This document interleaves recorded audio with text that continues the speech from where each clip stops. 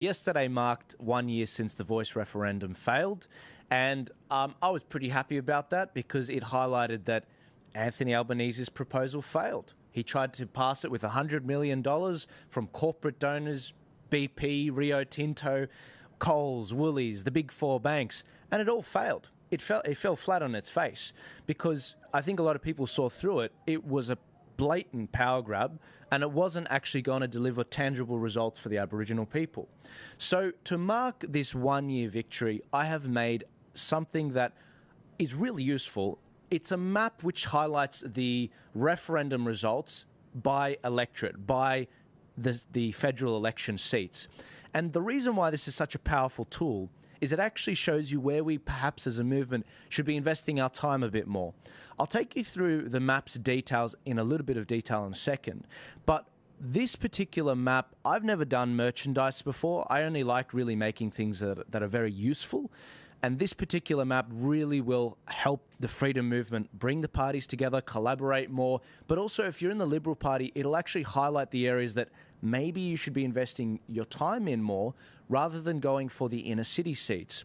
So one of the features that we have in this map and one of the trends that it highlights is what I've done is I've overlaid the 2022 federal election results, the election between ScoMo and Albanese.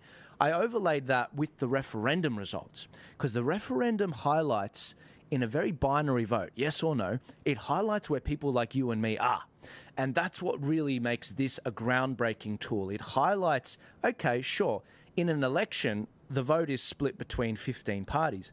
But what about as a binary vote? What about on a very clear difference between a yes and a no vote? Because often we can't tell the difference between Labor and the Liberals. They're often running on the same thing. This map actually highlights exactly where we should be investing our time in. For example, in Western Sydney and Western Melbourne, there's a lot of electorates. For example, in Sydney, McMahon, that's Chris Bowen's seat, McMahon it's a safe Labor seat. It's 60% of it votes Labor. Yet when the referendum came around, they voted 65% no. So why is it that the referendum, they're staunchly against what Labor was proposing, but when the election comes around, they end up actually being for Labor? Maybe it tells us that the people are actually on our side, but the conservative parties, the right parties, they're not as conservative enough. They're not as fiscally responsible enough. They're not reaching these areas. Maybe not enough energy and volunteer power is going into these areas. Instead, what it actually highlights is in a lot of the teal seats, the inner city seats, that the Liberal Party are trying to win back, seats like North Sydney, they voted for the teals in. They kicked the Liberals out. And they voted 52%, 53% for the teals to get in. Well, that area voted 60% yes. Why is it we're trying to win back the inner city seats in Sydney, but we're not willing to go for the more suburban seats that voted 65% no? The trend is very similar in Melbourne as well. In Western Melbourne, Greater Melbourne, you can actually see some areas voting 65% no, and yet they're very safe Labor seats. This map highlights that in all the capital cities around here, in whether it's Brisbane, Melbourne, Sydney, Adelaide, or even WA and Perth, the Teals win these seats, and the Greens win these seats, and Labor win these seats often safely, but the areas end up voting no. That's really interesting. Maybe we ought to reconsider where we're investing our resources, our time, our energy, our money, our volunteers. Now, this is a critical tool for anyone running a political party, anyone that's trying to actually strategize, even if you're volunteering, even if you're someone that is a scrutineer. Am I better off watching the vote in this area where I know we're going to lose, or should I do it here where I know that there's more people that are actually, there's a bigger chance of us winning the seat? This is what this map really helps. And if you can diagnose a problem, and if you've got good data in front of you, you're halfway to actually solving the problem. The last thing you want to be doing is, throwing your time, your energy, the kitchen sink at a problem, but it's not going to make a difference. And that's what's really important about this map. There are other features in this map, like the federal election pendulum. This shows you where the most safe seats are at the top and where the least safe seats are. This is the least safe seats are often where the elections are fought. Most of the resources from Labor and Liberal go into that. But that's a mistake.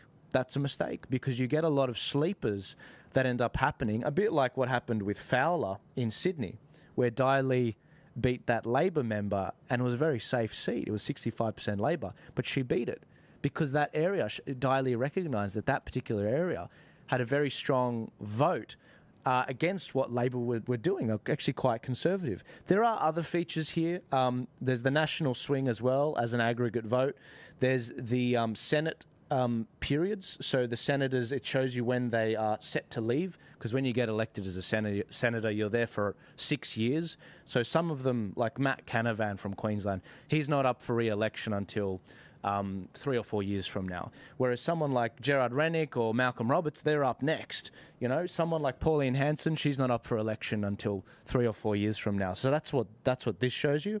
It also shows you the referendum results, which states most likely voted yes and which ones most likely voted no, and all of those in between. But it's a critical map. This particular map, I've never made merchandise before. I've never made something because I want it to be something that's useful for you guys. I'm a numbers guy. I love elections, and I'm only going to be doing 200 of these because it is quite labor intensive. But I am doing a batch of 200. I will be signing each one of them so that you guys can actually see that it's from me, it's authentic. It's going to be one of 200. So if you want to get a copy of that, if you want to at least send me an email to grab one, I will be selling them for about $95 so that I can cover the printing costs and the delivery for you guys.